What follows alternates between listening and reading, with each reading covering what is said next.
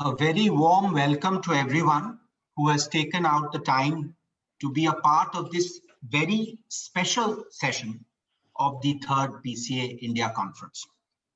We are all present here today to celebrate the life and work of Mr. Fali Nariman through the launch of this book, which is titled International Arbitration and the Rule of Law, Essays in Honor of Mr. Fali S. Nariman. I have the honor and the privilege of being one of the 4 co-editors of this book of essays, along with 3 others who you see on the screen, Mr. Pramod Nair, Mr. George Pothan Puthikot, and Ms. Ashwita Ambast, who have, in all fairness, done the bulk of the heavy lifting. We already have with us a stellar cast of speakers today, including representation from our Supreme Court, our Attorney General, and of course, the Deputy Secretary General of the PCA. And they will speak more about Mr. Fali Nariman and his achievements and his humility in a far more eloquent way than I could ever hope to achieve. But all I can say is this, that I am as awestruck by him today as I was over 40 years ago when I first met him as a schoolboy. And nothing really has changed. It's just something special. Yes, you're audible.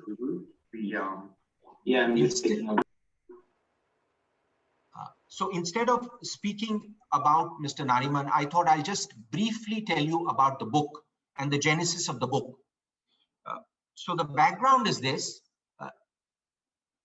As all of you know, the Permanent Court of Arbitration was established way back in 1899, but it entered then into a host agreement with our country in 2008.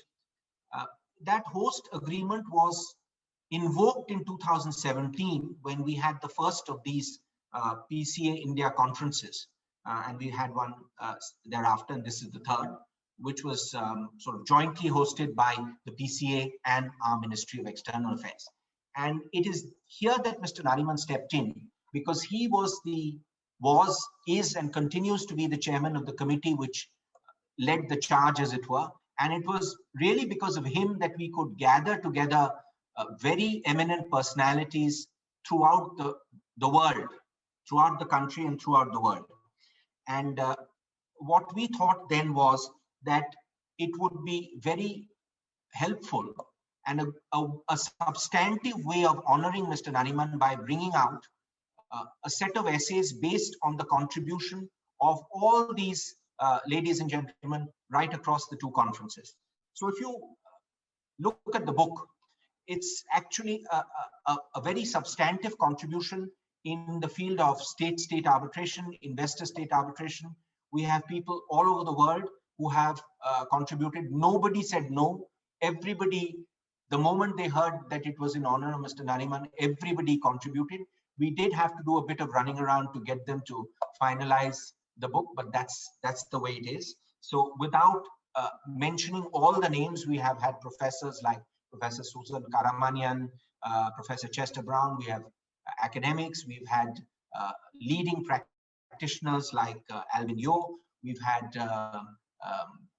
Andrea Menica, Peter Goldsmith. We've had people from India. We've had Justice Indu Malhotra contributing, Mr. Venugopal contributing. So all in all, 26 substantive articles, and of course, a very poignant introduction by and a very interesting article by Dr. Justice Chandrachud, and I'm sure we'll hear more of that from him. So all it remains for me to do is to thank my co-editors who I've already mentioned, and hand over to Ashwita, who will take this forward. Thank you very much, Mr. Banerjee, for those introductory remarks. It's my pleasure to invite our first speaker, Mr. Brooks Daly, the Deputy Secretary General and Principal Legal Counsel of the PCA, to please make his intervention. Oh, sorry, Brooks, I think you're on mute. Okay, there we go. Thank you, Ashwita, and good evening. Honorable Dr. Justice Chandrachud, Honorable Mr. Attorney General Venugopal, and Mr. Fali Nariman, and to our moderators. It's good to see you all, Gaurav, Pramod, George, Manisha, which we've already said hello to, and greetings to everyone around the world who's joined us. On behalf of the PCA, I have the pleasure of participating and supporting the publication of these essays in honor of Fali Nariman. As you heard, these are a step to record the work of the PCA conferences that were organized in cooperation with the Indian Ministry of External Affairs, which were an effort to breathe life into our host country agreement with India, which was signed some years ago, and which we're doing a number of things to try to implement. And under this agreement, the PCA and the government of India agreed to cooperate in promoting the peaceful settlement of international disputes. The panel sessions at both of the first two conferences had a wide variety, as you've heard, of authors and contributions, and the discussions that arose between the experts and the Indian arbitration community assembled in the conferences is definitely worth recording in a book like this. It's fitting that this book is coming out during the third edition of the conference. This conference is a bit different in view of the pandemic. It's being organized as several webinars over separate dates, but we're hopeful that the next edition will allow us to return to the original format so that we can all be together over a weekend in New Delhi to discuss all the latest issues in the field. As with the first two conferences, Fali and the organizing committee have designed the events and the content and done the publicity, but the exception should be today's special session, where Fali should be exempt from organizational burdens. That is, Fali, I sincerely hope that you were not asked to work on organizing your own tribute.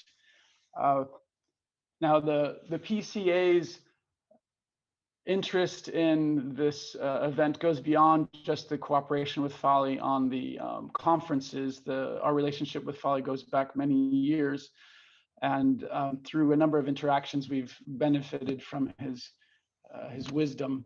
I've described a number of those occasions in my contribution to the book, and those included Fali's time as president of ICCA, the International Council on Commercial Arbitration, which cooperates closely with the PCA.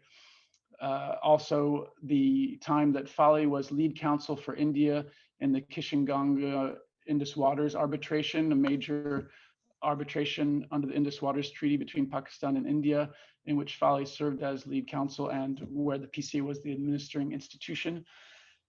And also the times that Fali has served as appointing authority upon designation of the Secretary General under the UNCITRAL rules. And on one of those occasions, he was called upon to decide a difficult question that had not arisen in the past, where he needed to appoint the second arbitrator on behalf of defaulting respondent state. The state then appeared late in the proceeding seeking to appoint the second arbitrator, but the claimant objected, saying that the time under the UNCITRAL rules had expired and the competence remained with Fali. The issue had to be decided by Fali, and he did it in a way that balanced procedural efficiency and party autonomy and preserved the legitimacy of the proceedings. I'm not going to tell you exactly how he decided it, because I want you to have some suspense. I want you to have a reason to read the book. But I'll tell you that it was a decision that has become a precedent, a guidance for the PCA itself ever since the Secretary General, when he himself is asked to act as appointing authority and confronts that situation, he follows Fali's guidance. Now, his qualities as appointing authority are also the sort that you look for in an arbitrator, but I didn't give an anecdote about him as an arbitrator in the book. So I thought this might be a chance to share one that says a lot about why we're here to honor him today. In the case I'm going to describe, Fali was the presiding arbitrator. And so we can safely assume there were no Indian parties. And the usual convention in arbitration is that you will have the presiding arbitrator will have a neutral nationality from the parties. And the PCA was also not involved, actually. So no PCA or India in this case, but Fali was in it. And reviewing the transcripts from the hearings, we see the qualities that he's famous for. For the record, I'll also confirm that these transcripts that I have procured were procured in a purely lawful and ethical manner. Now, a moment of unpleasantness arose in the hearing when the claimant told the tribunal that they considered the respondent had not complied with the tribunal's order on production of evidence. The respondent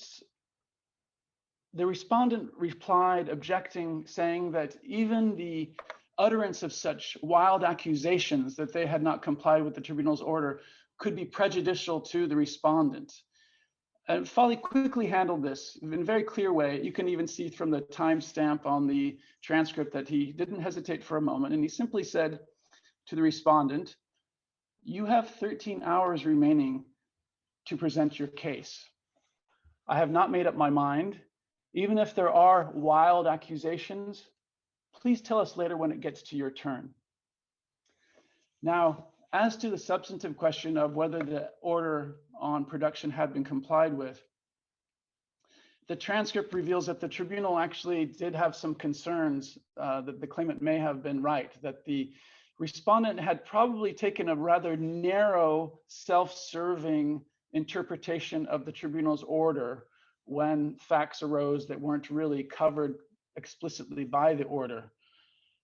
And when confronted by Fali on this, the counsel for the respondent said, "Well, the tribunal's order didn't provide the amount of guidance that is required by the IBA rules of evidence." And Fali responded, "You never asked us for guidance on the order." So he wasn't going to let the party get away with doing as they pleased if the tribunal's order was not clear. They should have sought guidance. The message is seek guidance.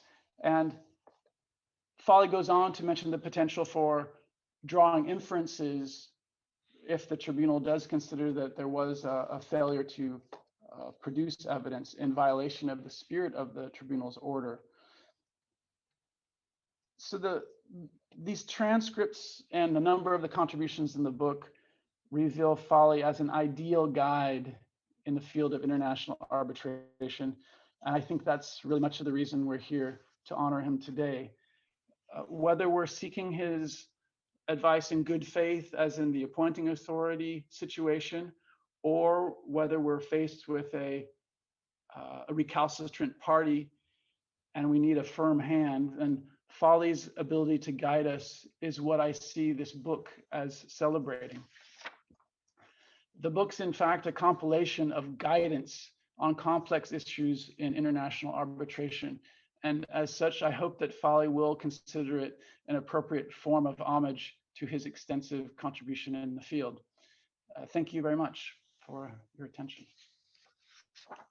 Thank you very much, Brooks, for that intervention, which elaborated the long and rich relationship that the PCA has had with Mr. Nariman, as well as the various hats that Mr. Nariman has worn in the course of his career in international arbitration. We're very pleased to have Justice Nariman on the call as well. Thank you so much for joining. And of course, please feel free to make an intervention at any stage in the proceedings as you deem appropriate. But for the moment, I'm very pleased now to invite the Honorable Attorney General for India, Mr. K.K. Venugopal, to please deliver your speech. Sir, the floor is yours. Thank you. It's indeed a pleasure to be here to felicitate Fali Nariman, who is an old friend of mine, present friend, of course, as well as, according to me, the doyen of the Indian bar. And the first time I really got close to him was when I came over to Delhi as an additional Solicitor General immediately after the emergency when the Janata government came into existence. And at that time, I was a greater admirer of Bapsi Nariman than Fali Nariman, because Bapsi used to invite me for dinners, which he used to throw, and I used to get an excellent meal. Because at that time when I came over, I was alone here in Delhi. Fali himself had shone because of the great act of his in resigning the moment the emergency was declared. And that required a bravery, because it could have ended in retribution, because we saw retribution on a large scale during the emergency.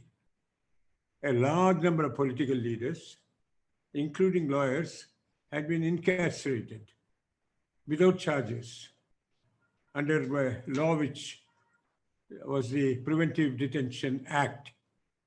And therefore, so far as Fali is concerned, he attained fame by his very act. And I am grateful indeed to him, because he stood by my side when I needed support. And that is a rather peculiar case where I had to sue the High Commissioner of India in London, Mr. Kuldeep Nayar, because he published a book, the preview of which was shown in the newspapers, which was a mistake on his part, in which he attacked me on the ground that I had passed a resolution as President of the Supreme Court Bar Association against him by asking for his recall, on the ground that when the Chief Justice of India, then Chief Justice, Justice Sabyasachi Mukherjee, arrived in London and fainted at the bottom of the stairs of the plane, he was rushed to a hospital, not to a private hospital, but to a NHI hospital, and was put in the corridor for a considerable amount of time, and he died there after a few days. And his wife had come back. I interviewed, as President of the Supreme Court Bar Association, I interviewed her. And she told me that there's total negligence on the part of the High Commission and the High Commissioner. And this resulted in Parliament itself entertaining debates for the recall of the High Commissioner on the basis of the resolution which the Supreme Court Bar Association had passed condemning Mr. Kuldeep Nayar. Now, he said in his book and in the preview, which was there for the public to read, that Venugopal was got at by the political forces who wanted to condemn him, and therefore I falsely targeted him. Now, this is surely not only incorrect, but highly defamatory. And therefore I filed a suit the very next day, in which I said that he has to be injuncted from publishing his entire book unless he removes all these pages. And to his misfortune, about 1,000 copies had been bound and was ready. And when I filed this case for an injunction against the book from being published, on the other side was Mr. Arun Jaitley, who a very eminent lawyer and a former, he has passed away, and was a minister, a cabinet minister of repute, a very good person. And therefore I went to Fali and said, Fali, you've got to defend me and or appear for me. And he appeared, put forward a passionate plea.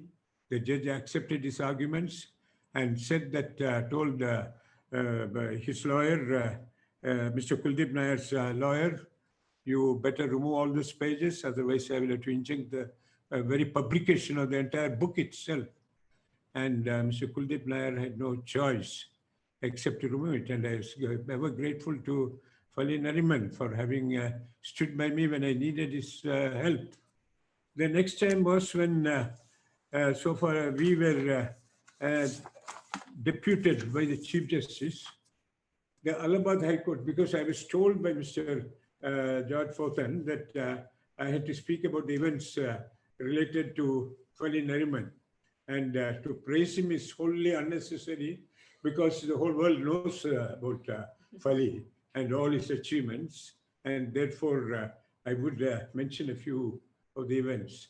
And this was where we had one gentleman by name V.C. Mishra, who had a band of not lawyers but thugs, who used to go on strike, who used to hold the Allahabad High Court and its judges to ransom. And the High Court, the Supreme Court was quite perturbed. And they constituted a committee with Fali Nariman, with Govind Mukoti, another senior advocate, who unfortunately is no more. And I was here leading the committee. And we had to go by train to Allahabad because there was no plane service at that time. And we had to meet the lawyers. And we were interviewing the lawyers and finding out what was wrong with the bar there. And at that time, Mr. V.C. Mishra was a culprit. He walked in a silk jibba, asked for a chair, pulled out a chair and sat there close to our table. And I was shocked because whole investigation inquiry was against him. And he was so powerful that no individual lawyer would speak against him. Therefore, we told him, you have to go away. And he was so angry. And he went away. We came back to Delhi and gave a report to the Chief Justice against him and his people. This Supreme Court summoned 8 of the main culprits, made them stand before the court for the whole day, adjourned the contempt matter which they had issued against them, and asked them to come back again after 3 weeks. 3 weeks later, again, they stood in the court for 4 hours and were sent away. And this was repeated twice or thrice. And they learned a lesson. And that put an end, temporarily at least, to the agitation by the lawyers against the judges. This is where Fali came and we had to do a great... Then so far as another incident is concerned, that is the Allahabad case, and then okay. See, one thing about Fali Nariman's advocacy is concerned, he doesn't just put the point. He first paints a picture on a white canvas, and then finally he comes down to the crux of the case. And this I have seen Nani Palkiwala also doing. Must be Bombay magic. And the result of that was a totally uncalled for ordinance was passed by the Karnataka government when an order had been issued by the Water Tribunal directing water to be released to Tamil Nadu. And I was representing Tamil Nadu state.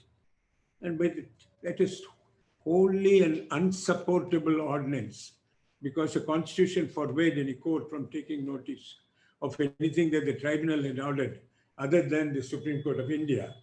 And the High Court, therefore, and so far as the state government is concerned, it could not have passed this ordinance. But by the time Fali finished arguments, the court was wholly with him. And then, of course, I had quite a lot of trouble in pointing out to them that no state government could interfere in this matter because only the Supreme Court of India was authorized. And of course, they finally dismissed his plea. And therefore, I believe that so far as Fali is concerned, he has done a tremendous job as a lawyer, as an arbitrator, as an office bearer of the PCA, and so on. And I would therefore wish him that he goes with flying fists into the cases which he's going to argue in future and bring great renown and success and to the admiration of the entire bar in the country. Thank you. Thank you very much, Mr. Venugopal, for that speech. It was very interesting to hear the different political circumstances in which you and Mr. Nariman have worked together in the past. We're also very lucky to have the perspective of someone who is a client of Mr. Nariman and a direct beneficiary of his skills of advocacy. I think it's safe to say that we should all aspire, like Mr. Nariman, to learn to paint a picture before we make our points. I now invite Justice Chandrachud, please, to deliver his comments.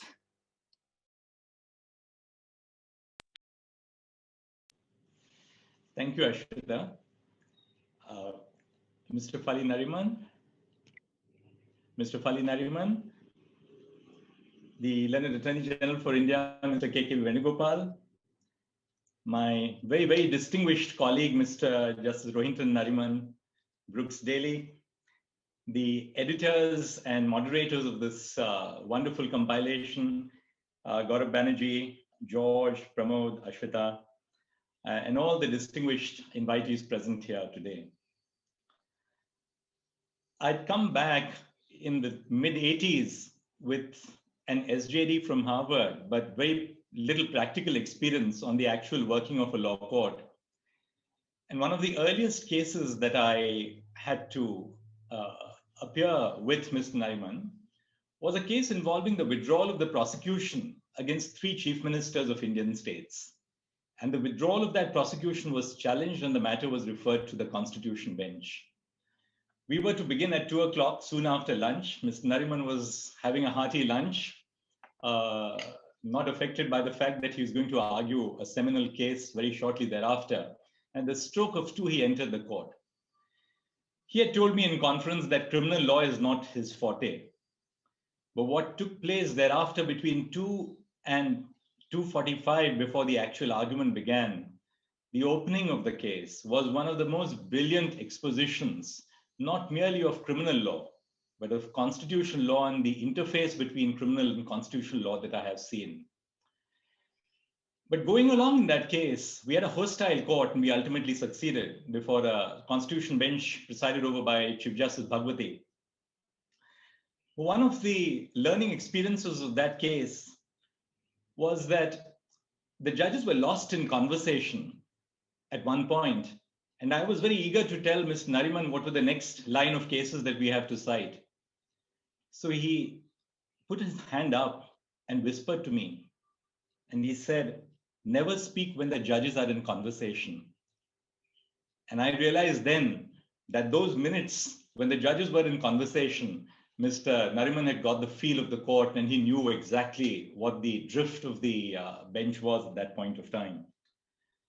I also learned from him in the numerous cases we appeared together, whether it was company jurisprudence or arbitration or commercial law or constitutional law, the value of what I think has now come to be known in India as the Fali list of dates.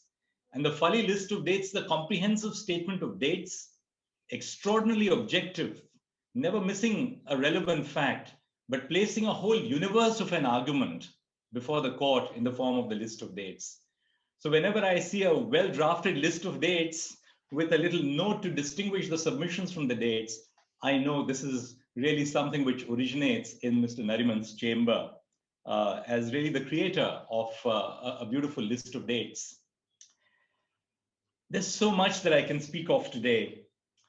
I have known someone who knew Mr. Nariman as a student of law in the Government Law College, Mumbai, my own father, who was a visiting professor when he was a student of the law. But we are here today not just to celebrate the career of Mr. Nariman, of his contributions to the law, but to celebrate his voice of conscience, because he represents the conscience, so to speak, of a liberal society, a plural society, an inclusive society. I do believe, for me personally, and with that I'll begin with some formal part of my presentation. When my father passed away in 2008, the newspapers had only one thing to say about his entire career in the law, which was his judgment in ADM Jabalpur. So a whole career was being wrapped up in one judgment. But there was one obituary which was written in the Times of India and then followed up in the Indian Express. And that was the obituary which was written by Mr. Fali Nariman, who said, "Please don't judge the reputation of a judge and a judicial life by one aberration which has taken place. But this was one person who had the courage of his conscience and convictions to write what he truly believed was the contribution of a judge. We've had many, many conferences where we would walk up a little bit with trepidation if we were underprepared, because Mr. Nariman couldn't brook incompetence or lack of preparation. But there was one permanent feature of the conferences, which was just a couple of doors away from his chamber, was the door of generosity, which his gracious spouse, Bapsi auntie to us, opened up whenever we were home. And we had to only knock and go in and have a conversation with her over a cup of coffee. And I'm really, I think it's a matter of divine coincidence that I share the bench, which is with his very distinguished son, Justice Noted Rohinton Nariman, who brings together the best of both his parents, I believe, of Bapsi auntie and Mr. Nariman. And then going beyond that, brings into his own being a sense of spiritualism, which transcends just the vision of the ordinary lawyer that Rohinton has in his work, as I see in our numerous conversations. Let me say this, that we are truly honored to speak today at the launch of this book. The book celebrates the life and work of one of India's finest jurists and a man who has contributed much to the growth and success of the Indian legal profession. Mr. Nariman has had a distinguished career during which he has donned many roles: senior advocate, law officer, parliamentarian, international arbitrator, and the chairperson of numerous international bodies. And he has excelled in each of these roles. His depth of legal knowledge and diversity of practice led him to being offered a place on the bench, not once but twice, first at the Bombay High Court and then at the Supreme Court of India. But apart from his professional expertise, Mr. Nariman also enjoys the reputation of being one of the few lawyers in India today who is known for being guided by his moral authority and the conviction to stand by his principles. As a renowned jurist, Mr. Nariman has contributed to the development of Indian jurisprudence across different fields, including arbitration. Therefore, it is only a fitting tribute that a book is being dedicated to him, highlighting some of the most common issues concerning the development and administration, both domestically and internationally, of arbitration today. On this occasion, I have taken upon myself the unenviable task of culling out a few of Mr. Nariman's seminal contributions to the legal discourse as a constitutional jurist and as a renowned arbitrator. Let me say a few words on what he has contributed as a constitutional jurist. Mr. Nariman is not only a proficient constitutional jurist, but also an ardent defender of fundamental liberties guaranteed by our Constitution.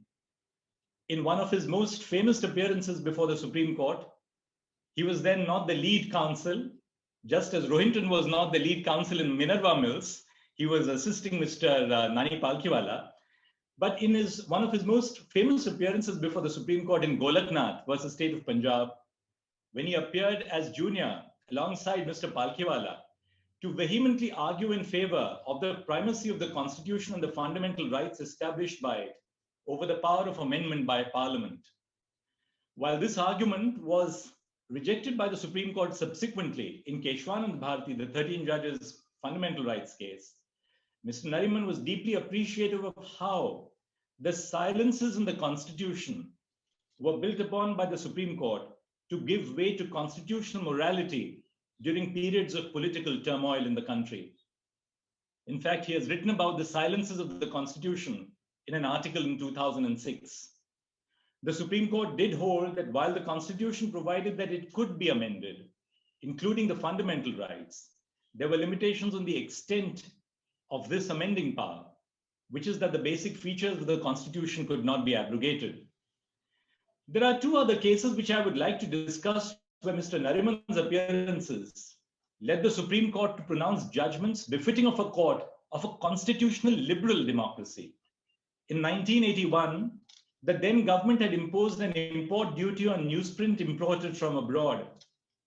The constitutionality of the levy of the duty was challenged before the Supreme Court. Mr. Nariman represented the newspapers. he emphatically argued that the levy of the taxes had rung a death knell on the freedom of the press. The taxes led to an increase in the prices of newspapers, stifling their circulation. Newspapers across the world are purveyors of fact and opinion that are crucial for creating an informed electorate. The material that they carry may not be palatable to the government of the day. However, a free flow of information and ideas representing different views of thought are essential for the functioning of a true democracy. The Supreme Court accepted Mr. Nariman's argument, holding that while there can be no tax on the exercise of the freedom of expression, a tax is leviable on profession, occupations, trade, business, and industry. Hence, a tax is leviable on the newspaper industry, but when such a tax transgresses into the field of freedom of expression and stifles that freedom, it becomes unconstitutional. In 1985, 3 school children were expelled from school on their refusing to sing the national anthem of India because it was against the tenets of their religion, the Jehovah's Witnesses. They would stand silently during the morning assembly while the national anthem was sung, but they showed no disrespect and caused no disturbance. The case reached the Supreme Court. Mr. Nariman represented the children and argued that their expulsion from the school violated their fundamental right to the freedom of conscience and their right to freely profess, practice, and propagate their religion. The Supreme Court ruled in Mr. Nariman's favor and in favor of the children. Justice Chinnappa Reddy, speaking for the Supreme Court, held that our constitutional tradition teaches tolerance. Our philosophy preaches tolerance. Our constitution practices tolerance. Let us not dilute it. The vision was set by the submissions of Mr. Nariman. However, Mr. Nariman lost perhaps in some court of public opinion, which branded him as unpatriotic. Not surprisingly, I'm reminded of a quote by Alexis de Tocqueville, who once said that when the American people is intoxicated by passion and carried away by the impetuosity of its ideas, it is checked and stopped by the almost invisible influence of its legal counselors. Mr. Nariman, being the voice of reason, despite the public vitriol, stood up for the values of tolerance and plurality, which are indispensable in a diverse society like ours, and which our Constitution seeks to preserve. In his career expanding decades, Mr. Nariman has also taken up cases which have strengthened the Indian judiciary. As an amicus curiae in the All India Judges Association case in 2002, he championed the cause of the members of our district judiciary for better working conditions and pay. The state of the district judiciary is many a times overlooked in conversations relating to judicial reform in India. However, it is the foundation of the edifice of the entire judicial system. Mr. Nariman also pertinently argued that one major reason for the huge backlog of cases in India is the inadequate strength of the judges at the level of the district judiciary. For the judicial system to be efficient and independent, a sufficient number of judges needs to be appointed. This led the Supreme Court to passing a direction to increase the ratio of judges to the population of India, a much needed step not only for the speedy disposal of cases, but also to enable judges to carefully put their mind to a case before them. Mr. Nariman's successes at the courts in India run far beyond what can be summarized in a few words today. However, what is evident is his deep passion for the protection of fundamental rights enshrined in the Constitution, and to go beyond the text of the Constitution, to decipher its silences, as he says. In his book, God Save the Honorable Supreme Court, he fittingly reflects on this and states that constitutional law gets made in court, in the cases in court, bit by bit, through the continuing interaction between the advocate and the judge. Judges like me who have been mentored by him know how the constitutional law has been shaped by this interaction between the advocate and the judge. Mr. Nariman's career has not only lessons for the bar, but also for the bench. He never became a part of the bench, but in his profound wisdom, he has summed up the role of a judge in our constitutional democracy. As judges, we should be guided by a constitutional conscience. For, in his words, judges do not have to be committed to socialism or any other ism, as he says, but only to the Constitution. And just last year, he reminded us of the strength of the citadel within the judiciary, if the judiciary has to be independent. And he reminded the court in a very seminal article in the newspapers that the danger today is that the citadel shouldn't crumble from within. Prescient words of a very distinguished scholar. As a renowned arbitrator, let me say a few words on the achievements of Mr. Nariman. Mr. Nariman's other identity, that of being a renowned arbitrator, was not one he had set out to achieve when he started practicing as a young lawyer at the Bombay High Court in the 1950s. However, throughout his career, he has made significant contributions to the field. Today, I would like to discuss two of these interdependent contributions in the field of arbitration. First, the need to protect the spirit of arbitration as an alternative mode of dispute resolution by the arbitrators. And second, the approach of national courts in allowing this mode of dispute resolution to flourish as a separate field. Arbitration has become the most preferred mode of dispute resolution between private individuals because of its inherent nature to provide a faster resolution of disputes to parties with mutually beneficial and accepted outcomes. This has been called the spirit of arbitration by Mr. Nariman. And he called that in the 10th annual Lord Gough lecture in 2003. He has been an advocate of differentiating arbitration from the traditional court proceedings.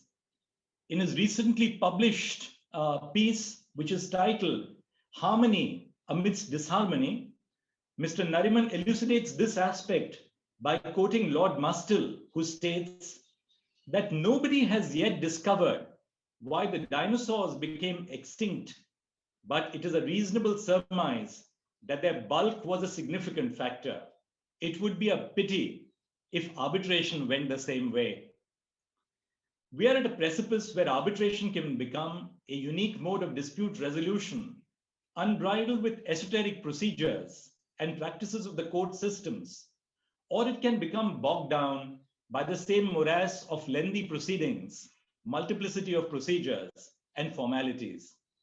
Mr. Nariman reminds us that the goal of arbitration is to arrive at mutual justice by reconciling the interests of the parties.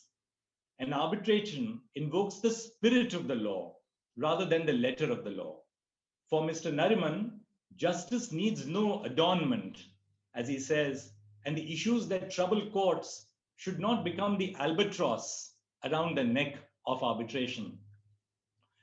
Although various amendments and judicial proceedings have taken place through lawyers, judges, and our legislators, they have promoted the practice of arbitration as a method of dispute resolution. Yet in practice, much of the procedural undertakings and the judicialization of arbitration has increased the tendency of arbitrations to be precedent bound and contain citations from arbitral awards, building up a lex mercatoria. Mr. Nariman emphasizes that international arbitration has no role in developing international jurisprudence. In his opinion, the acquisition of legal overtones by arbitration defeats the very purpose of arbitration.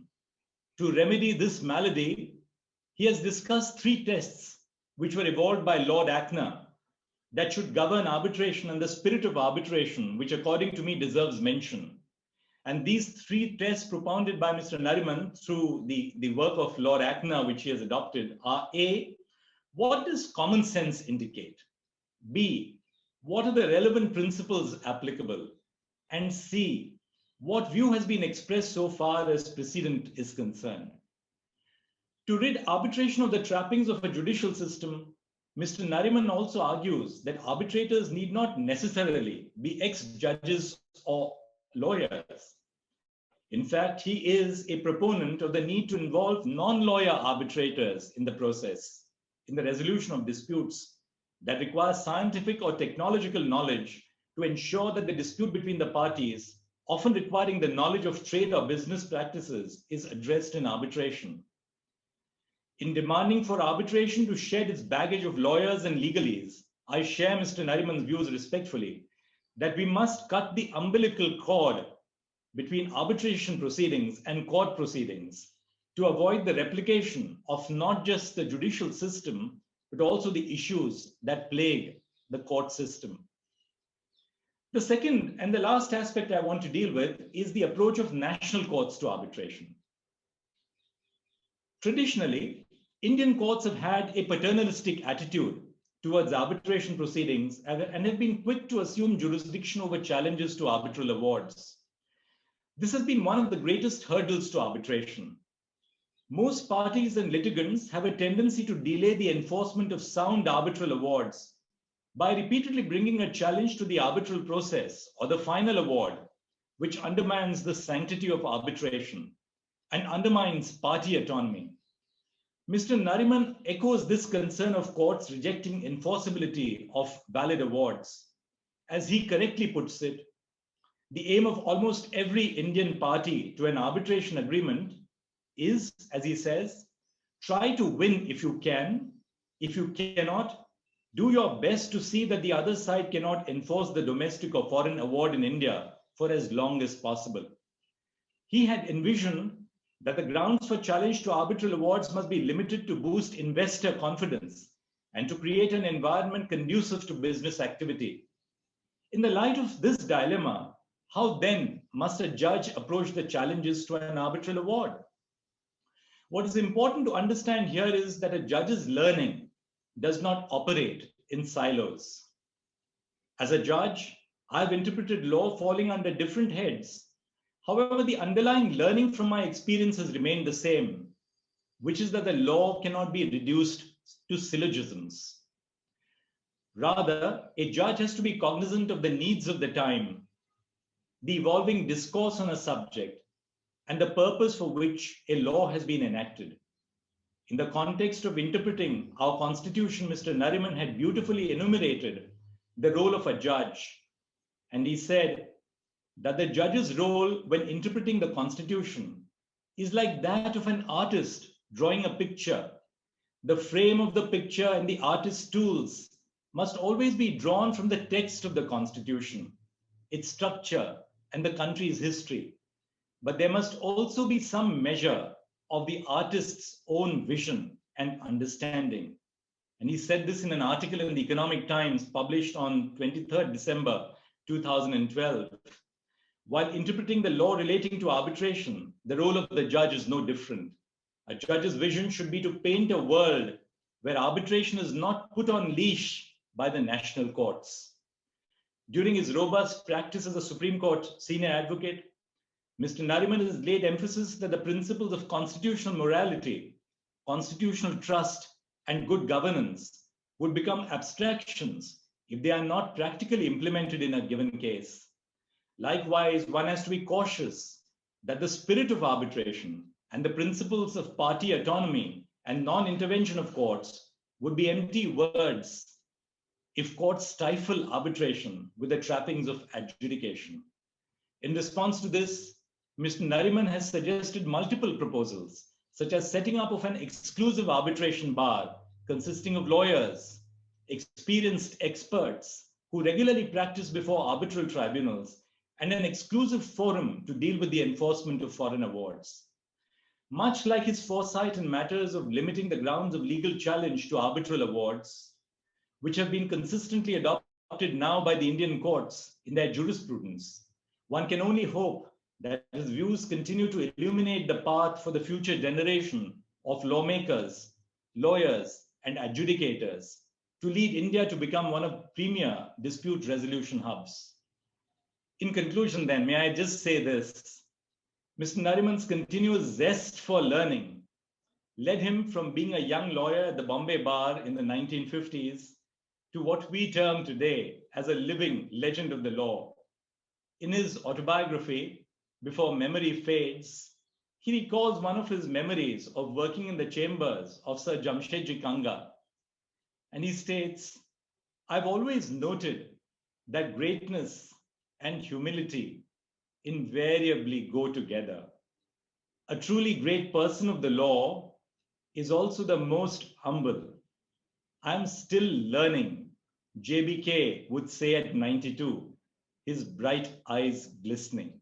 Would this not be an appropriate expression of the great man who is here with us today himself? We would do well to live by these words, no matter how high we reign. And let me conclude by saying that just as the Constitution and the law remind everyone in authority of the transience of personal power, Mr. Nariman's presence and his career is a reminder of the permanence of the moral voice of the conscience of the community. Thank you very much for giving me this opportunity. It's been a great honor to speak in honor of Mr. Nariman and for the release of this book. Thank you. Thank you so much, Justice Chandrachud, for that wonderful speech. We're very lucky to have had some insights into Mr. Nariman as a law student. We will also remember Mr. Nariman's thoughts on the spirit of arbitration, including vis-a-vis national courts, on the power of a list of dates, as well as the importance of reading a silence, whether it be as counsel when judges and arbitrators are consulting with one another, or if it be the power of a silence in the Constitution in the context of understanding the scope of what the provisions mean and apply to. Subject to any comments that Justice Rohinton Nariman may want to add, I think we've now heard from everybody on the panel, but for Mr. Fali Nariman himself.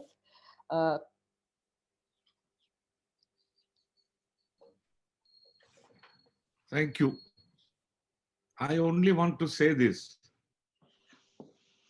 that having heard the speeches of Mr. Venugopal and Justice Chandrachud, my dear and esteemed colleague, I may only say that today I'm in the presence of two fathers and one son, with the Holy Spirit hovering over us. My father, Fali Nariman, you all know, is the distinguished great doyen of the Indian bar. My other father in the legal profession is Mr. K.K. Venugopal, who I joined long, long ago and learned whatever I have learned from him. And my son in the profession is Gaurav Banerjee, who has done so well and has really kept up the professional ethics, professional standards, etc. Above all, my colleague Dhananjay, who is a fellow Harvard graduate. Not only is he a Harvard graduate, we have studied in the same school, we have studied in the same college, in the same university. We're both graduates of the Campus Law Center. And I'm really looking forward to a golden era when he becomes Chief Justice of our great country. Over to my great father, I'm extremely proud of him. Thank you very much, Justice Rohinton Nariman, for those comments. By way of official release of the book, I invite George to please hand over a hard copy of the book to Mr. Fali Nariman. And following this, I invite Mr. Nariman to make a brief intervention. Everyone's got it. Good. This is the problem, and this is the problem really of not having an audience before you, because everyone has the book already. Thank you all. Great. Who's next? Oh, I'm next. Oh, I'm next, sorry. At about just before 4 o'clock, I was underwhelmed, and just now I'm absolutely overwhelmed. That's all that I can say. But it was very nice listening to everybody. Let me say one thing about the PCA first. I'm a little envious of the PCA, since it is even older than I am. To be 121 years is not given to individuals, but is certainly given to organizations. And I do hope that it will be like the famous beverage, it will still go strong and keep growing with the years. And I thank Brooks Daly for conceiving this, what I think at least, many people may also think is a bit of a preposterous idea to have essays in honor of myself. But it was I was very touched with this gesture. And I came to know of it only about a few weeks ago, actually, when we were fixing up the program for these series of talks for the current sessions. And to have gathered all the people concerned, to whom I am very grateful for having contributed. And particularly Justice Chandrachud, whom my family and I have known for years and years. His father was one of the finest human beings that I have known. And he had that admirable quality which few judges exhibit today. That quality of grace, not politeness, grace. And I know, because some of them have told me this, whenever he sat on a bench, as he always did in a Supreme Court, you have to sit on a bench, you don't sit alone. And when he sat on a bench with a couple of people with him, every single day that he sat with them, and when they'd go out from court number 1, he would hold the other person's hand and say, "Thank you, brother." That means, "Thank you for sitting with me. Thank you, brother. Thank you for sitting with me." That is something which I don't think any judge does today. And that was a remarkable quality of his. Whenever he spoke to you also, he always introduced you into the conversation. You know Fali, you know Dhananjay, you know Rohinton. That sort of attitude he had, which was something which I've never seen in anybody. He was a great, great human being. I was very, very fond of him. Apart from being a good judge. So thank you, Dhananjay, for what you said and done. Extraordinary. We all look up to you. And I endorse what Rohinton said, that the greatest time will be when another Chandrachud, the son, will be the Chief Justice of India. As for Venu, we have been friends for donkey's years at the bar. And I'm one of those few now left who not only knew his father, but also appeared with him, against him. And I still remember an incident in Golaknath when he was the lead counsel, Palkiwala was the other senior counsel, A.K. Sen was the third senior counsel. They all addressed the court. And the night previous to the case coming on, I was in Bombay and we were all at the Oberoi Hotel here, and we had invited him to dinner, a few of us. And he could stomach quite a few drinks. And apparently, we were a little afraid that he would not be able to perform the next day because he was getting on in age, etc. but he performed magnificently. He had a junior with him, I forget his name, Sundaram, I think, or so, no, I forget his name. He was very, very great chap. Yeah, very nice fellow. And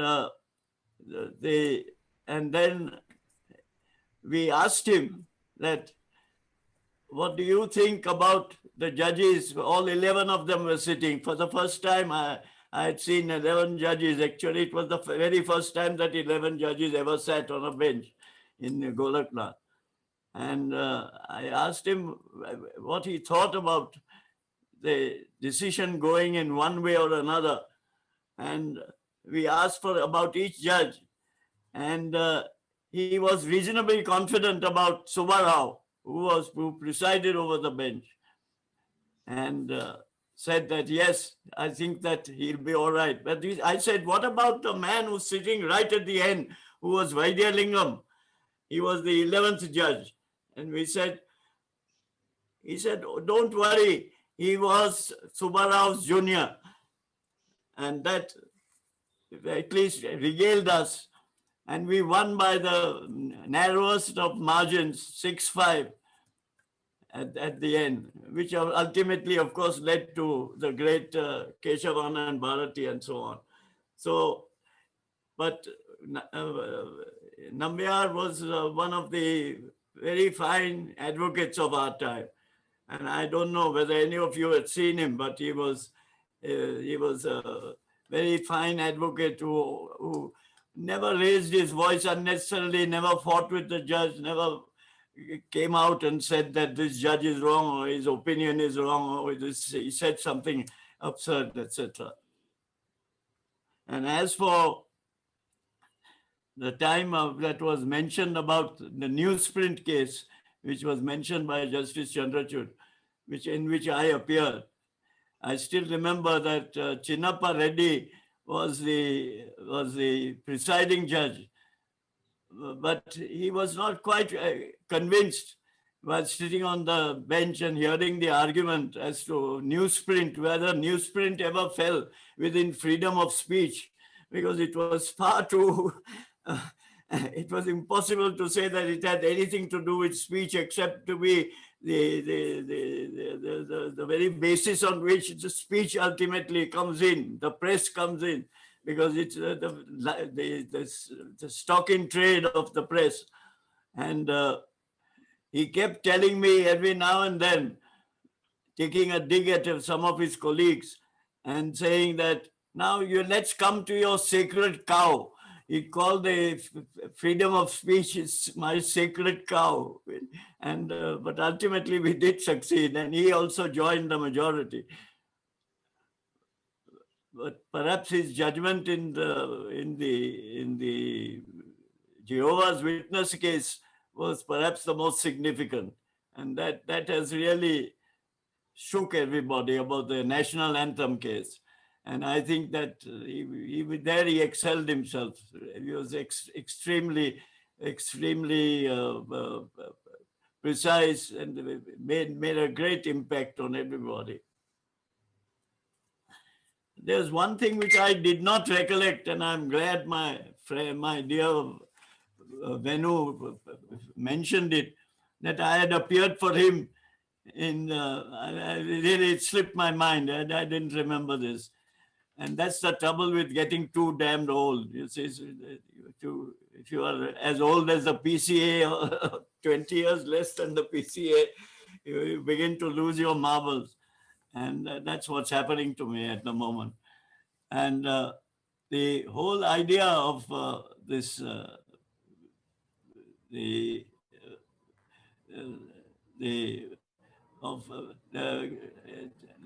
High Commissioner in London and so on, I do remember all that, but I really it didn't strike me, and I completely slipped my mind that I had appeared in the case and that we had succeeded in getting poor old Kuldeep Nayar's book reprinted. But that's congratulations, Venu. I'm very happy that that happened. That was a great thing, great success, very good. And Sabyasachi, as he said, I don't know if any of you had seen him. He was a very fine judge. And I still remember that when he decided that a particular judge who was then a sitting judge of the court along with him, he should not sit. And he came into court and gave a little judgment with regard to him, Justice Ramaswamy. And that was a very momentous occasion. And I'm very happy. I heard that. And that was the only time I saw a single judge sitting in the Supreme Court. He specially came during a particular hearing of a constitution bench, he stopped at 3 o'clock, and he came to deliver a short judgment on why he had asked a particular colleague of his to go on leave and not sit in court anymore. And that was a very memorable occasion for me, at least. And I thought that that was a very striking judgment that he gave. It's not reported in the law reports, but it is in it's in some scale or some, yes, it's in scale. One of the law reports which we have, which is an unauthorized law report. But I would advise you all to read it, because it's just a 2-page judgment, but it's remarkable for its efficacy. But many of his colleagues at that time, who I won't name, didn't like that order at all. And of course, the judge demitted office for a while. But that was a judgment which is worth reading. So many thanks. And of course, I don't have to thank my son, but he is one of the only reason why I'm here actually is because when you have a son who's so brilliant, it's very difficult the father must also keep a little pace and do something about it. That's why I'm not probably retired. Everyone should say this old donkey must go. After a while, you can't go on and on and on. But then what does one do? And I particularly am far too lonely now because my wife is no more with me. And I wish she was here because this would have pleased her like it would have pleased somebody. Thank you all very much, all of you, particularly my dear friends, all of you. And many thanks for this great occasion. And thank you, Brooks, once again.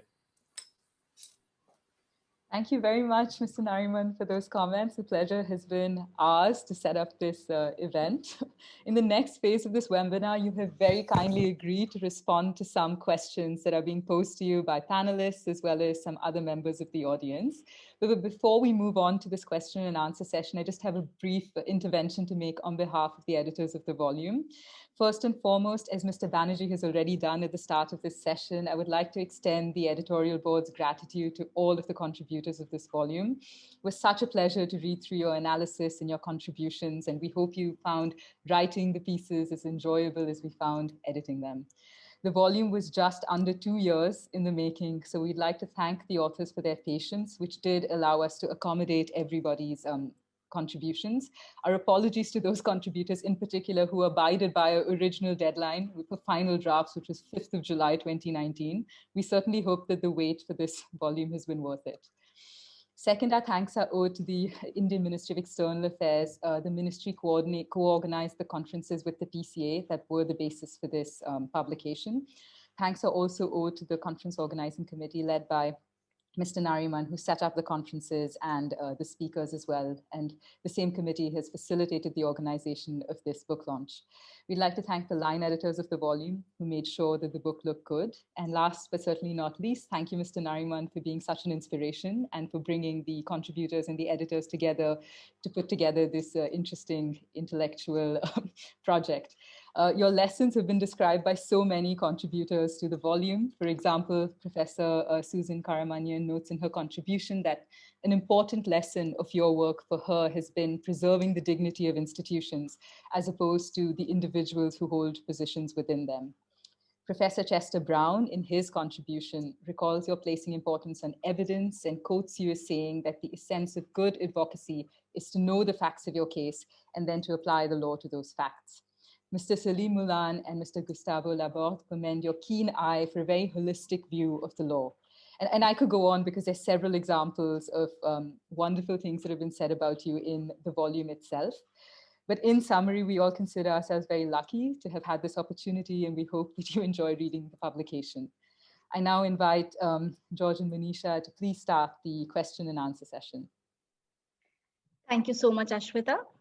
So Chief Justice William Howard Taft of United States Supreme Court famously said, tradition has it, law is not made by judge alone, but by the judge and company. Adjudication at the courts is indeed a partnership between the bench and the bar, and nobody epitomizes this partnership more than the contribution of Fali Sam Nariman in the numerous rulings of the Supreme Court. I thank you, sir, for being the champion of the Indian legal system and being its flag bearer world over. Now we'll move on to the much awaited Q&A session, where Mr. Nariman has very kindly agreed to take the questions from the audience. I should mention that this is a very free-flowing discussion and would request all the panelists to chip in with their questions for Mr. Nariman, or if they would like to add to this discussion. So without further ado, my first question to you, sir, is, you were born in Rangoon in 1929, and at the age of 12, you made the journey to India, British India. Do you remember anything about that journey? Oh, very much so. That's one of the oldest little books I have is a diary. It's probably in my drawer here, which I've still kept. And I used to write about our trip because we came overland, actually. We came from Burma to India by overland because we were cut off only because my father happened to be on the governor's council, and the governor then was a Britisher. And he said, oh, fam, you go up to Mandalay. Mandalay was the place which is midway between Rangoon and Lhasa, right at the end.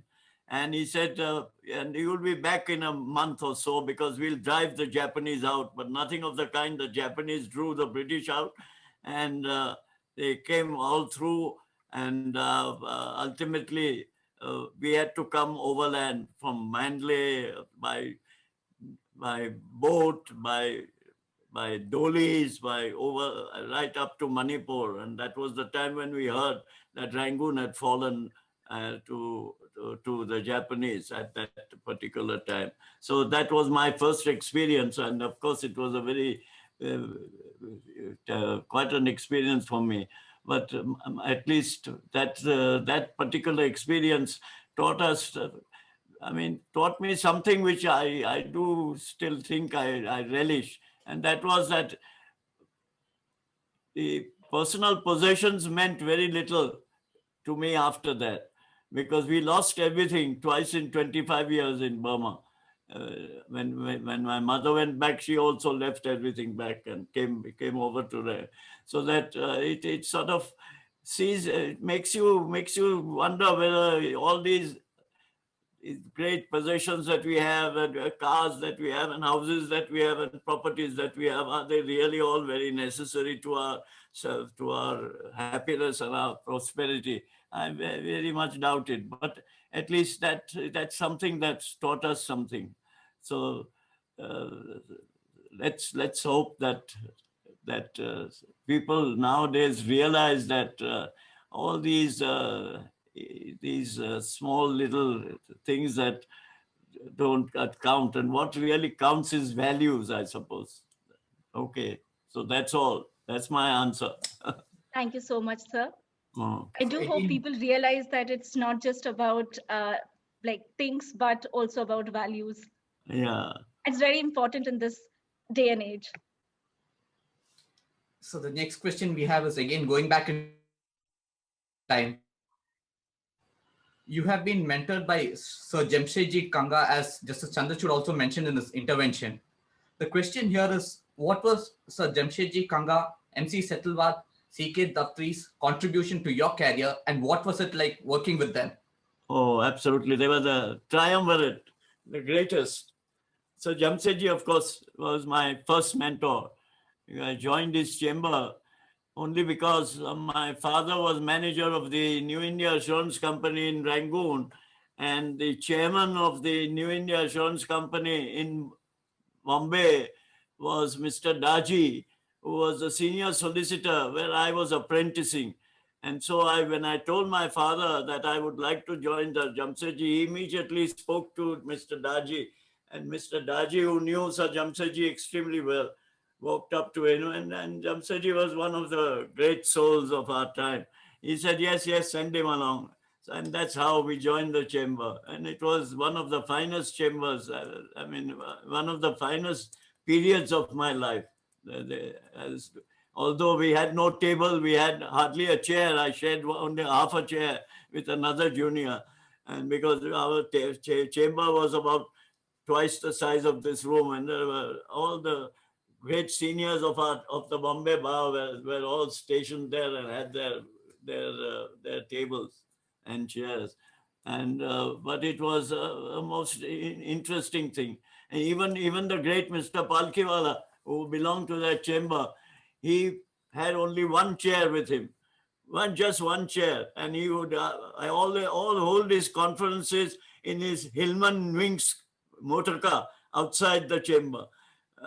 Clients would sit in there, or he'd stand outside in the corridor and hold it. So since then it has never bothered me whether anybody talks or my great-grandchildren come and pick up some book or some such thing. It makes no difference to me, because somehow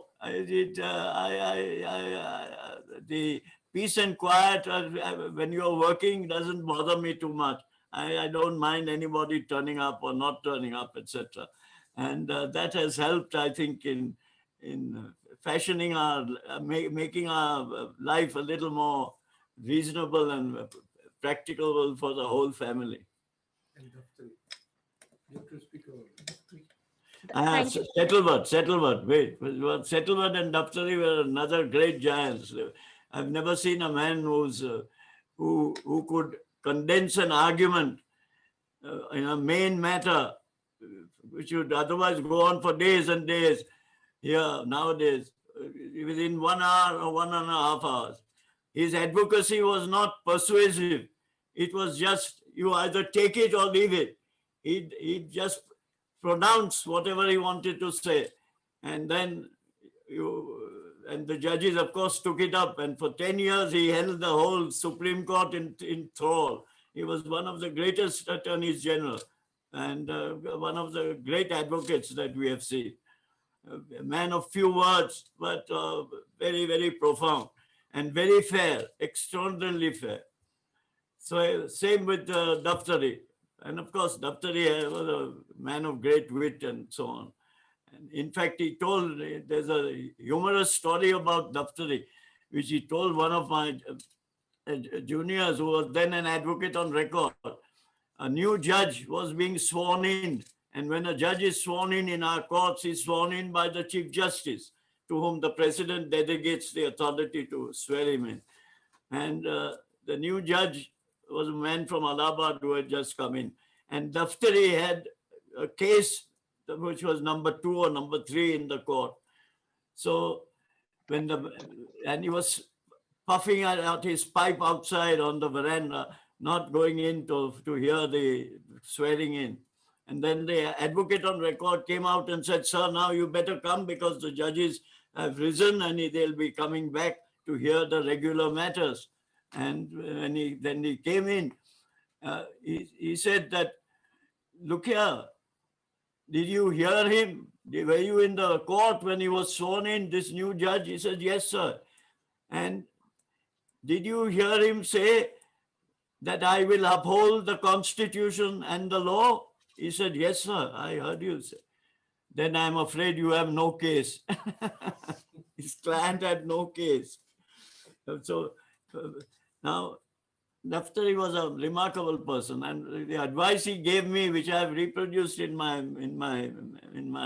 memoirs, and was that the more you think about the case, the better for you, the better for the case as well. not so much reading about the case, but more you think about the case is more important. And that I think is excellent advice that I would give to anybody. So they Thank were you so all much. three of them absolute giants, and I think they had a great impact on all of us who have been very fortunate to have had these three very great men. Okay. Thank you so much, sir. Since we are talking about mentors, and like Mr. Gaurav Banerjee is not just my mentor, but also my boss. And the next question is from him. So I had a question about your first international commercial arbitration. What was the experience like?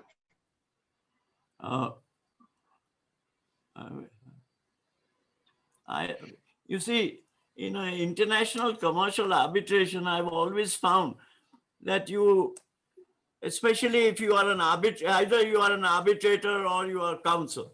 Now, if you are an arbitrator, you have two colleagues with you, one possibly from the civil law as well. And it's very difficult because the common law and the civil law, they only meet in arbitration. They never meet in courts because each has a separate system entirely. And it's very difficult for them. But I have always found that this is the place where there is a fusion in these two very great branches of learning, the civil law and the common law. So I've learned a great deal from the civil law people, and they possibly have learned quite a bit from the common law. And this is where the two coalesce and are able to put across the justice of the case, which probably should predominate in every arbitration. Thank you, sir. So we now have a question from, actually an anecdote from Mr. Salman Khurshid relating to a PCA case. And I quote him. He says, Fali appeared for India in the Kishanganga arbitration against Pakistan when I was the law minister. I did not believe in micromanaging or being involved in every decision. However, undoubtedly, the decision of who would represent India was a crucial one. When I was asked about it, I simply stated that I wanted the right person doing the right job. When it came to be that Fali was the chosen counsel, I rested easy, knowing that God is in heaven and all is well on earth. His question to you is, what were your thoughts going into that arbitration, and what was your experience like? Oh, that was another great experience because I had never appeared before the International Court of Justice, and this was, in a sense, a section of the International Court of Justice, because there were the Indus Water Treaty has a special method for choosing arbitrators, and it's very complicated. The two members of the court of the International Court of Justice, choice of one engineer and so on and so on, and then with a separate table. The entire was myself and my junior, Mr. Sharma. We both were there, and it was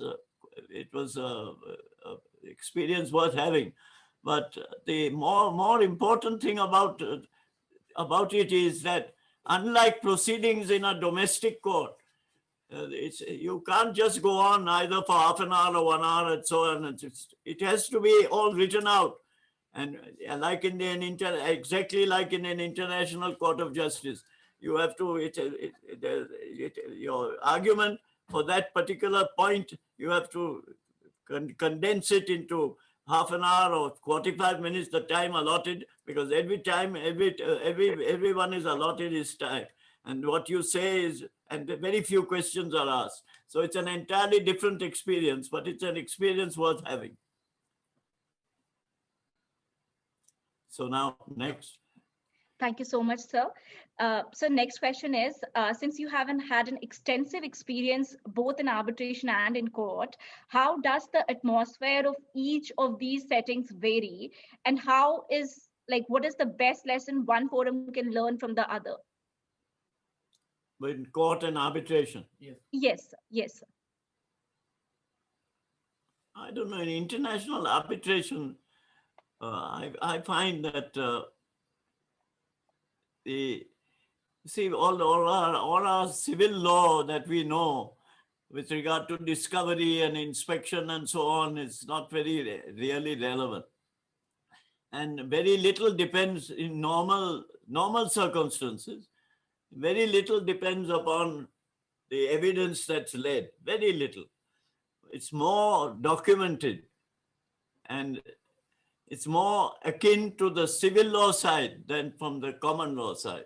And that's where the common law lawyers must learn more from the civil law. It's like the French, somehow like the French system. And it remains like this. It's more documented. Whatever is documented is accepted. Whatever is said, well, they pass it over. Hardly anything goes on credibility, etc. That's far too complicated for the arbitration, and of course, being so costly, it takes one has to restrict your argument as well. You can't go on and on at length forever, days on end, because the judges are not the normal judges who are paid judges by the state. There's no state judges. It's all individual, and each of them charged by the hour. So it becomes a very costly business in international arbitration. But I only wish that there should be one step. I don't know whether Gaurav would agree with me, but that there should be a step beyond the three arbitrators in an international arbitration, either an appeal or a review, or call it what you like, because I've found that there is quite an occasion where the arbitrators slip up. They don't quite appreciate one or two points, etc. They should be given an opportunity parties should be given an opportunity to put his argument once again. Doesn't matter about the strictness of the review, etc., whether it falls within the strictness of the review angle and so on. But you can, I think, because since there is no appeal and everything is final, and an award is binding on you, I think there should be some. I don't know whether Gaurav agrees. I don't know, because you have more experience now on this. I wonder, sir, whether it would be workable. We have two-tier arbitrations in international arbitration. In that Central Trade matter, where Justice Nariman gave a judgment also, there was a two-tier system. So maybe there may be some sort of appellate mechanism which might work. Appellate mechanism, yeah, perhaps, yeah. I don't know. Okay. Pramod, I think you have a question. In fact, I have many, but let me just stick to one. Mr. Nariman, 10 years ago, in February 2011, you delivered the first LCIA India arbitration lecture entitled 10 Steps to Salvage Arbitration in India. Yes. Around almost 10 years to the day since that lecture was delivered. Are you a little more optimistic now that India is on its way to becoming a more arbitration-friendly jurisdiction? And if I could just point out to a few factors, 1 year after that lecture, the Supreme Court overruled in Balco the rather infamous Bhatia decision. In 2015 and 2019, Parliament intervened to bring about amendments to the Act. Mr. Venugopal piloted the work of a committee to modernize the Indian arbitration regime, and especially a number of judgments of Justice Rohinton Nariman and Justice Indu Malhotra in recent times seems to have at least put the Indian arbitration jurisprudence on rather more pro-arbitration trajectory. So are all these, if you connect the dots, do you see that India is poised to becoming a more arbitration-friendly jurisdiction? No, I'm not very sure whether I can say that honestly. And I'm not very sure for this reason, particularly in investment arbitration. And that's what Venu has written in the book also about it. Investment arbitration, I'm afraid that we have fallen flat on our face, because and one of the reasons really is that, you see, because our international law and our national law doesn't coalesce. In international law, the judiciary is part of the state, so that whatever shortcomings of the judiciary, namely delay, not delivering judgment, the party has to go on and on and on, etc. Now, all that in an international sense, it's part of the state, and the state is responsible, and the state has to pay damages under international law. But under our national law, you see, the judiciary is not part of the state. Nobody gives you extra time, extra money for the delay that has happened. No litigant gets it. If at all there is some little case of money, simple money claim, they can give you interest at a particular rate. That's about all. So I'm afraid that's where we fail actually in the investment arbitration sphere. It doesn't work. I think we have fallen flat on our face, and we have thousands and thousands of dollars of claims and judgments against us, and we will keep getting this because because hardly anybody will accept our draft new, what is it called? Model arbitration. Nobody accepts it except Cambodia and some other state or the other. So I'm afraid my experience is not very happy. Not very happy. No. So, talking about investment arbitration, I have a question for you, sir. And the audience there, which was also mentioned by the Chief Justice, you have been the only Indian who has been appointed as an arbitrator in investment treaty arbitration in non-Indian cases. You have been a guide and mentor, not just to me, but to many of us. We've learned a lot from your writings, especially your Herbert Smith lecture on the Whites in the State case, which I completely agree with. But what are your thoughts on investment treaty arbitrations, and particularly the arbitrators in investment treaty arbitration? I don't know, because you see, I don't know about the thoughts on them.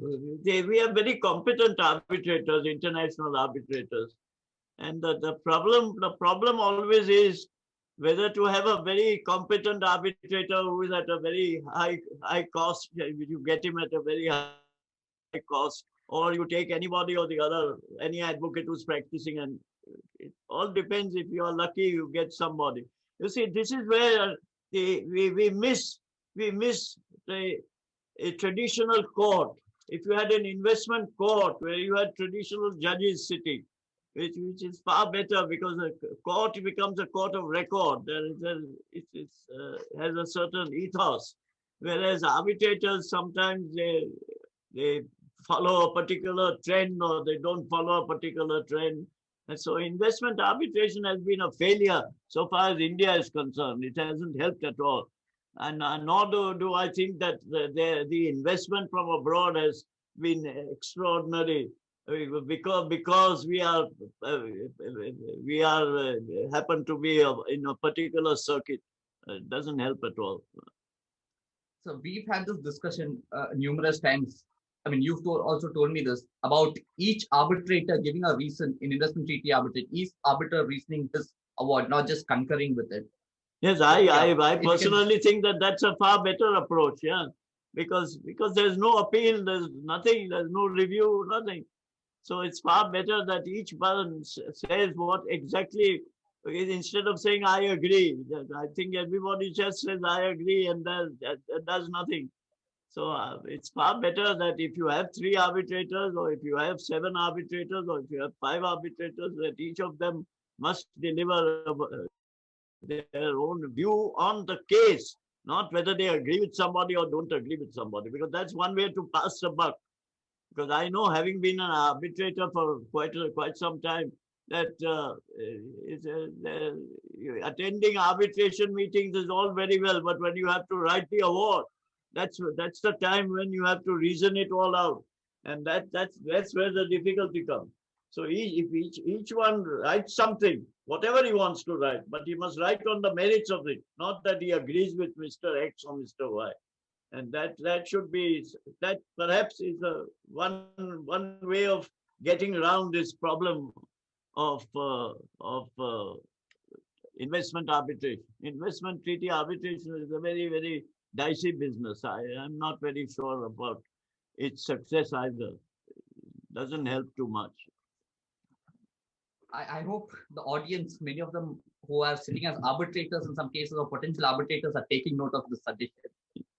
Yes. So next we have this question from Mr. Siddharth Luthra, senior advocate. And he asks, sir, I have always seen that in every task you do, you seek perfection and still personally scrutinize every aspect.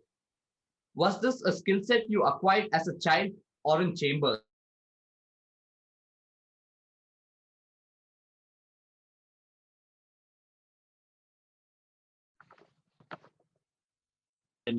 It just happens to be a weakness of mine, let's say. That's about all. That's an approach. It's an approach. I think all advocates have to have a particular approach. Some are little slipshod, some are not slipshod, some are more would like to look at certain details, etc. Makes no difference. I don't know whether that's a question or that's an appreciation. That is definitely an appreciation. Right. Mr. Luthra is there in the audience, sir. He's watching us. So, sir, my next question is, so as long back I had attended a conference where you had mentioned two of the most influential judges of the Supreme Court so far have been Justice Subbarao for his political agenda and Justice Krishna Iyer for his social agenda. Why do you say that they are the most influential judges? Well, they've had an impact on other judges, that's why. And there's a third, perhaps Justice Venkatachalaya, who's still with us, fortunately. He's another person, because judges looked up to him. And there was a certain coherence in the court, as a Supreme Court, because our judges don't sit together, all together. They can't, possibly, because there are too many of them. And they sit in benches. And this bench business is a little troublesome, because you never know what three people on one bench will say and what three people on another bench will say. Whereas there is a certain consistency when judges sit en banc, that is to say, all together. So, sir, are you trying? So, if I just may add, so are you trying to say they have made an impact over like the generations, or like? Yes, they have made an impact over generations. I would say that. Yes, correct. Absolutely correct.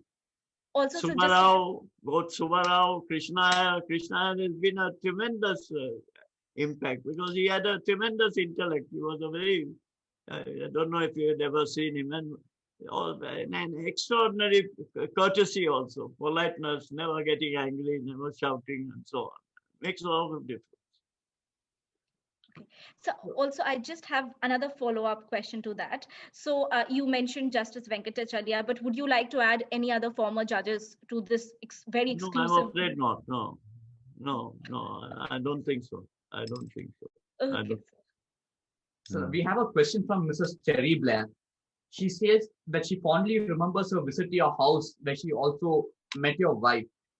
She asked what is the importance of family in your career? What impact your family had on your career? Oh, tremendous. My family has always had an impact on me. My wife, tremendously. My son has a tremendous impact on me also.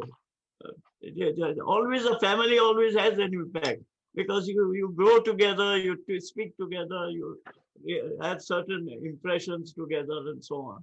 So it makes a lot of difference if you are part of a family. I think that's how I think all human behavior started with a family. And that's the core of civilization.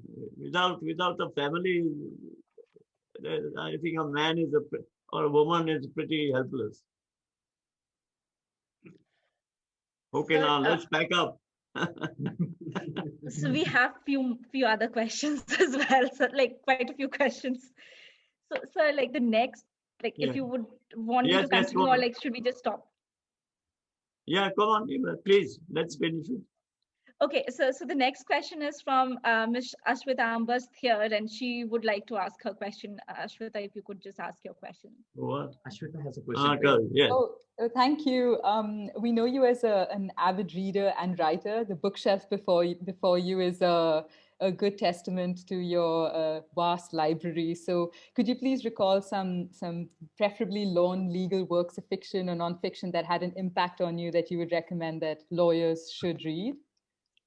I don't know. Well, recently, if none of you have read it, I recommend to you to read Obama's Years as President. That's a magnificent book. Beautiful. I read all those 600 pages in a couple of days, actually. Very, very fascinating.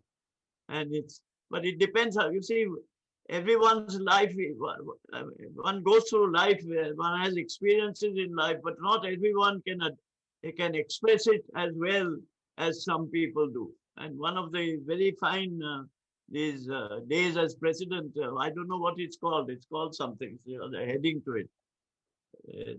This new book of his. Yes. His 4 years. This is the first 4 years as president, not his second. So we'll get a second volume also. It's somewhere here, just here, below one of these things. On the table. It's fascinating. And A Promised Land, sir? Beg your pardon. And if you have this is also quite fascinating. If all of you have had it,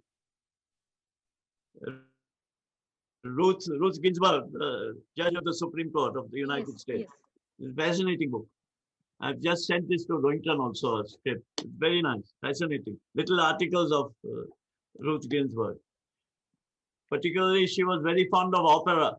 And she said that if I hadn't been a judge, I would have been an opera star. She used to go and she used to go visit operas with Justice Scalia, like who were like. Scalia, yes. Yeah. She's very fond of Justice. That's a very good anecdote which she has written. Right. Yeah. Yes. Justice Scalia had come to India as well. He had come on that Indo-US legal forum. And when some of us told him about our great fundamental rights chapter and all that, he's a man of, he doesn't care what he says. So he said, what are you talking about? He says, you don't have, this is the book. This is Barack Obama's.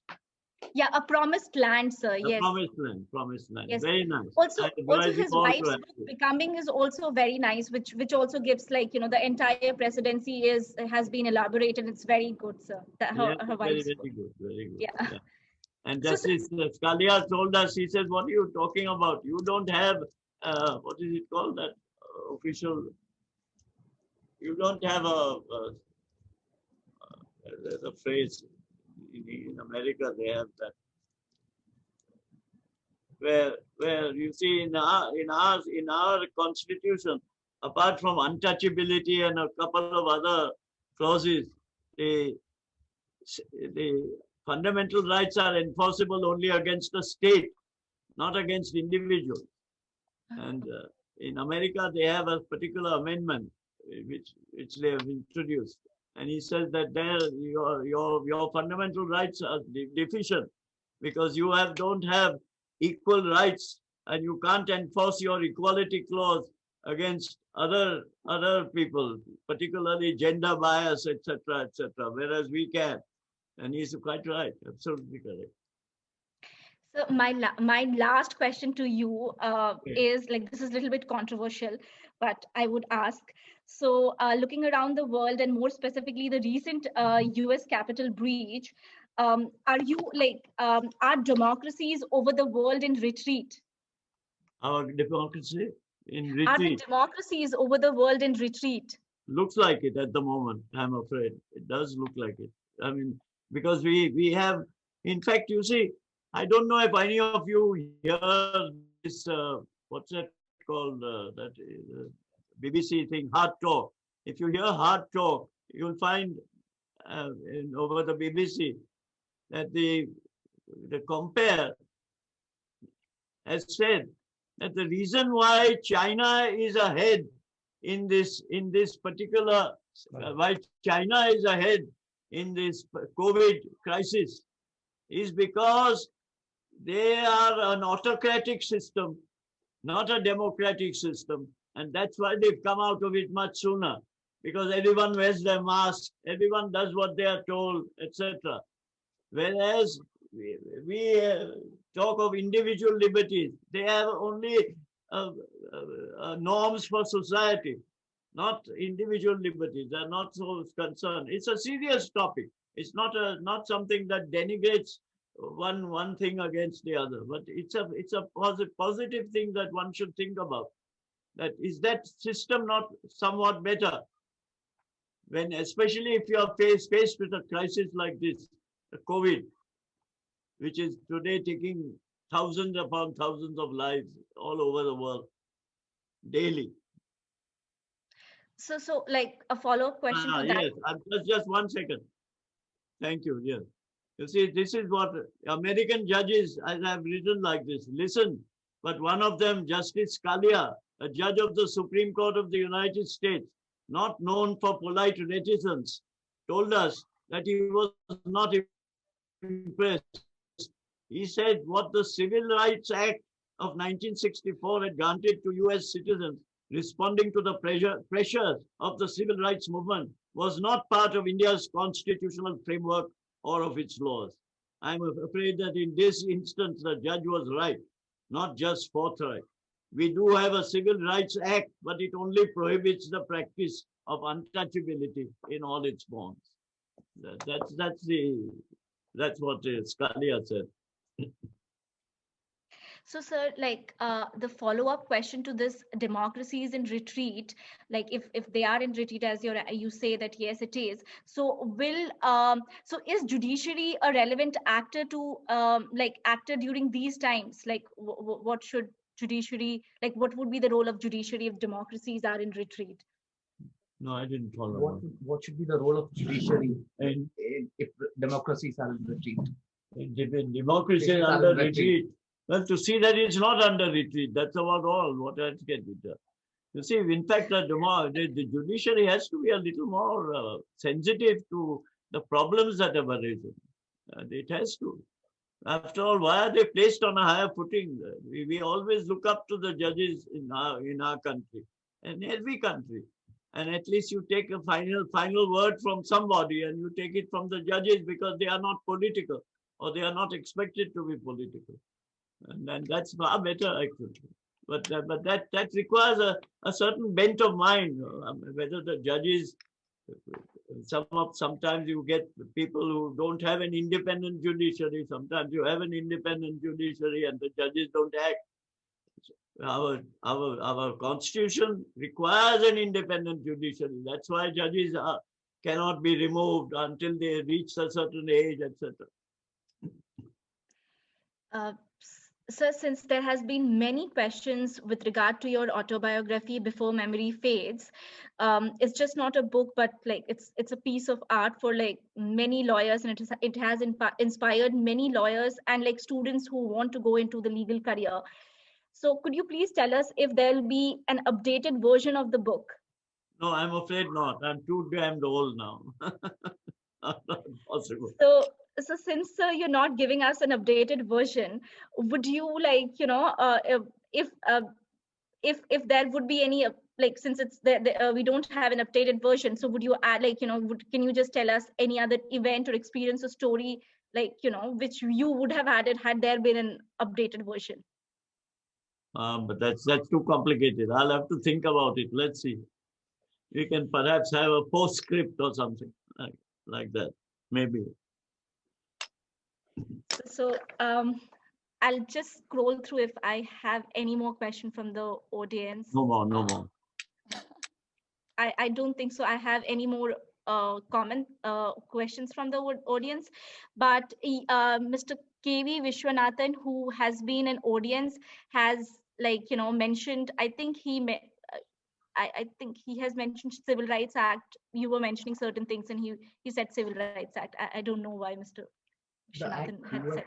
That's what I just read it. Yeah, yes. We don't have a US Civil Rights Act. We don't have a civil rights. Yes. So that our equality clause, particularly with it happens to be gender equality, other types of equality. And you can't enforce it against individuals. You can only enforce it against the state.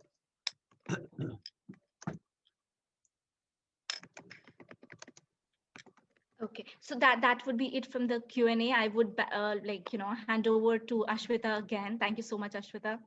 No, thank you so much, Mr. Nariman, for your candor. I think we all appreciated the very interesting responses to all our questions. And thank you for taking these questions, which are on a vast, diverse variety of topics. Thanks again, Brooks. Many, many thanks. In the interest of time, as we're coming to a close, I'm just going to pass on quickly to Pramod to provide some closing comments before the webinar ends. Thank you. Thank you, Ashwita, and thank you to everyone who attended this book launch and the discussion. And I'm sure all of you will agree that it was a special treat indeed. Thank you, Mr. Venugopal. Thank you, Justice Chandrachud, for your wonderful contributions that were laced with so many interesting personal and professional reminiscences about the life and work of Mr. Nariman. Thank you, Justice Nariman, and all the members of the Nariman family for joining this very special event to honor Fali today. And thank you, of course, to all the contributors of the book and so many attendees from different parts of the world for joining this event today. Just one housekeeping matter.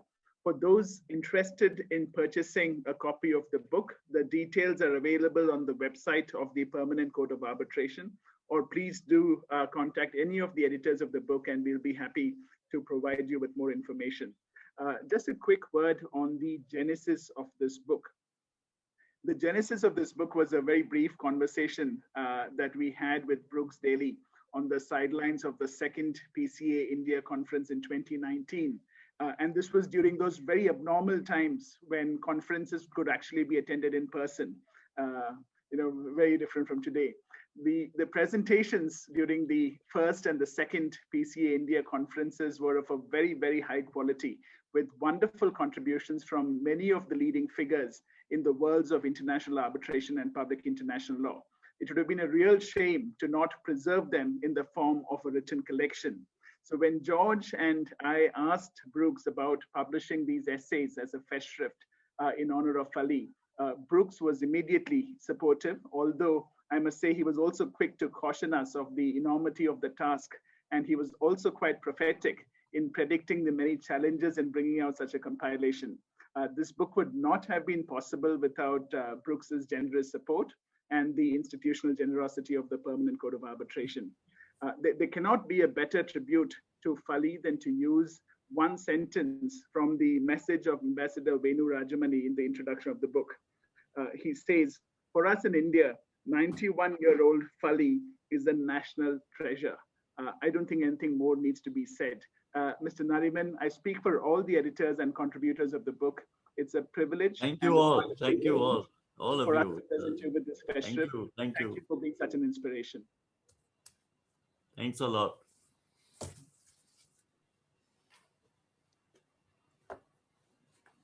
Okay. Thank you. And on that note, we'll bring this session to a close. Thank you all. Have a wonderful day and a wonderful weekend. Thank you. Bye-bye.